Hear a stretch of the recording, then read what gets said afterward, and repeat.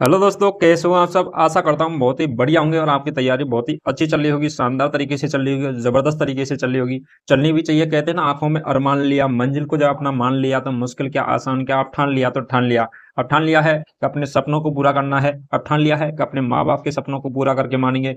Hello दोस्तों, मैं बच्चन पांडे आप सभी के लिए आज फिर उपस्थित हूँ एक नए एग्जाम अपडेट को लेकर के, जिसके अंतर्गत सभी बच्चों के लिए क्योरी है। क्योंकि जिन बच्चों ने क्या है, पिछली साल जो सीईटी की एग्जाम लगी थी 2022 में, तो उस सीईटी में जो अच्छे नंबर लेकर नहीं आ पाए थे, उनके लिए भी ये सीईटी के बारे में बहुत सारी उत्सुकता है और उसको लेकर के वो क्या है, सजग हैं। इसके अलावा जिन बच्चों ने अभी 12वीं पास की है, जस्ट पे अभी, तो 12वीं पास की है या फिर ग्रेजुएशन की है उन जिन बच्चों के द्वारा, तो उन बच्चों के लिए भी क्या है, ये पहली बार एग्जाम अप्लाई करना पड़ेगा। ठीक है, तो सीईटी क्या होती है। सीईटी का मतलब होता है, सी फॉर होता है कॉमन, ई फॉर होता है एलिजिबिलिटी, और टी फॉर होता है टेस्ट।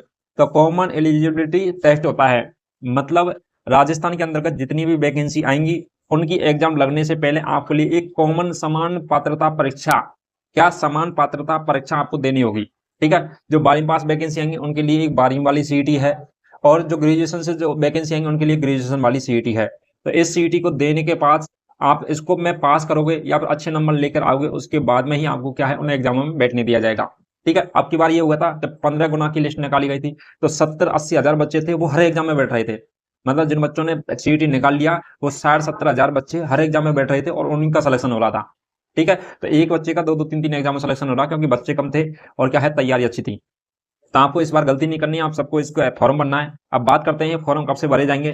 तो अपन को पहले, जब पहले का नोटिफिकेशन दिखाता हूँ आपके लिए 2022 में, कि आपको फॉर्म कब भरे गए थे और कितना टाइम मिला था और एग्जाम कब लगी थी। ठीक है, ये देखिए, ये है राजस्थान सीईटी के अंतर्गत जो सेकेंडरी स्तर का क्या है, नोटिफिकेशन है। किसका है, सेकेंडरी स्तर का नोटिफिकेशन है। और ये है नोटिफिकेशन आया है आपका 10-10-2022 के दिन। कब आया था, 10-10-2022, मतलब 10 अक्टूबर के दिन आया था 2022 के अंतर्गत। और सीईटी के अंतर्गत ये सारी क्या थी, वैकेंसियां थी उस समय। अपन बात करते हैं ये नोटिफिकेशन आने के बाद कितने टाइम के बाद एग्जाम लगी थी, कितने टाइम पहले आपके फॉर्म स्टार्ट हो गए थे। ठीक है, तो उसकी अपन बात करते हैं। अपन उनकी सारी चीजें देखेंगे, लेकिन अपन पहले बात कर लेते हैं। ठीक है, तो आपको क्या है, यह एग्जाम का नोटिफिकेशन आया था 10 अक्टूबर के दिन। ठीक है, 10 अक्टूबर 2022 के दिन नोटिफिकेशन आया था। लेकिन आपके एग्जाम के फॉर्म कब से शुरू हुए थे, तो एग्जाम के फॉर्म हुए थे आपके 12-10-2022 से। कब हुए थे, 12 तारीख 10वां महीना 2022, मतलब 12 अक्टूबर से एग्जाम के फॉर्म स्टार्ट हुए थे। और ये फॉर्म चले थे आपके 11 नवंबर 2022 तक। कब तक चले थे, 11 नवंबर 2022 तक चले थे। लगभग आपके एक महीने क्या चले थे, आवेदन चले थे आपके।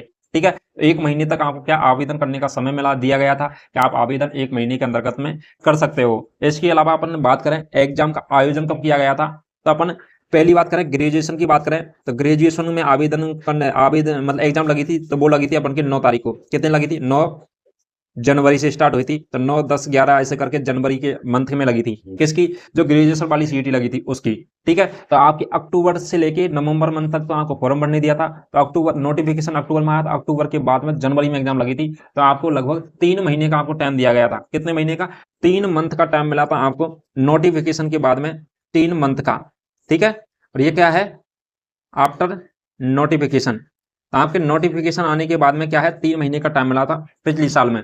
और इसके अलावा बात करें ग्रेजुएशन वाली, ग्रेजुएशन की बात तो हो गई। इसके अलावा 12th पास की बात करें, तो 12th पास के लिए आपको 18 फरवरी और 19 फरवरी, 25 फरवरी और 26 फरवरी के दिन एग्जाम लगी थी। तो ये लगी थी फरवरी मंथ के अंतर्गत। तो इनको आपको मिला था लगभग 4 महीने का टाइम लगा था। कितना, 4 महीने का टाइम मिला था फरवरी की जो सीईटी लगी थी 12th पास की, कॉमन एलिजिबिलिटी टेस्ट। तो आपको क्या है, लगभग 3 महीने पहले आपको एग्जाम फॉर्म देखने को मिलेंगे। एग्जाम के फॉर्म क्या है, 3 महीने पहले मिलने वाले हैं। तो आपको चिंता नहीं करना है, 3 महीने का आपके लिए टाइम मिलेगा। और इसका सिलेबस बड़ा विस्तार सिलेबस है, उसकी भी हम नेक्स्ट वीडियो में चर्चा करेंगे कि सिलेबस कितना बड़ा था, क्या समस्या थी। ठीक है, तो आपको लगभग ये क्या है, सितंबर से आपकी सीईटी का स्टार्ट हो जाएगा। सितंबर, तो मतलब अगस्त और जुलाई के, क्या है, अगस्त और जुलाई महीने में आपको फॉर्म देखने को मिल सकते हैं सीईटी के। ठीक है, तो अगस्त और जुलाई, जुलाई के लास्ट तक और अगस्त के शुरुआत में आपको सीईटी के फॉर्म अप्लाई करने के लिए टाइम मिलेगा। तो आपको क्या है, तैयारी को बेहतरीन तरीके से करना है। क्योंकि पिछली बार क्या है, जिन बच्चों ने सीईटी वाक्य में लिया था, तो उन्होंने क्या है, 2 साल आपकी वैकेंसियों के बिना गुजारे हैं ना, वो किसी की तैयारी कर पाए थे। और अब की आपकी बार इस गलती को आपको नहीं करना है।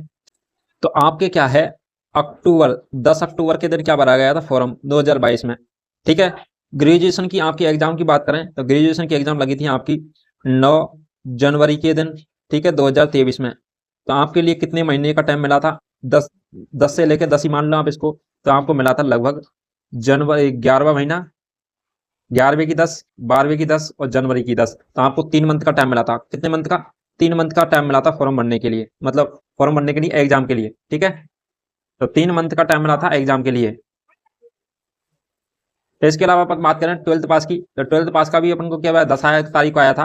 और इसकी एग्जाम कब लगी थी? तो इसकी एग्जाम लगी थी फरवरी महीने में। कब लगी थी एग्जाम? तो फरवरी मंथ के अंतर्गत लगी थी। और फरवरी मंथ के अंतर्गत लगी थी, ये लगी थी 18 को, 18 फरवरी को 24 में।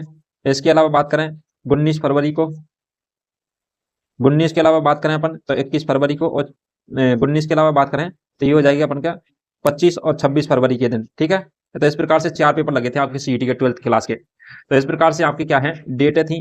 तो आपको लगभग इसके अंतर्गत 4 मंथ के अंतर्गत आपको टाइम मिला था सीईटी के फॉर्म अप्लाई होने के 4 मंथ के बाद में। ठीक है, तो क्या है टाइम अभी क्या है 4 मंथ का, 3 मंथ का टाइम कुछ ज्यादा नहीं है, क्योंकि सिलेबस सीईटी का बहुत बड़ा है और आपको इसको हैंडल करना बहुत कठिन हो जाएगा। इसलिए आपको क्या है जुलाई के लास्ट तक, तो अपन के 2024 के अंतर्गत क्या है जुलाई के लास्ट तक आपको क्या है एग्जाम के फॉर्म, और जुलाई अगस्त के शुरुआत में फॉर्म स्टार्ट हो जाएंगे। तो आपको क्या है कहते हैं ना, युद्ध भूमि में युद्ध हो उससे पहले मन भूमि में खेला जाता है।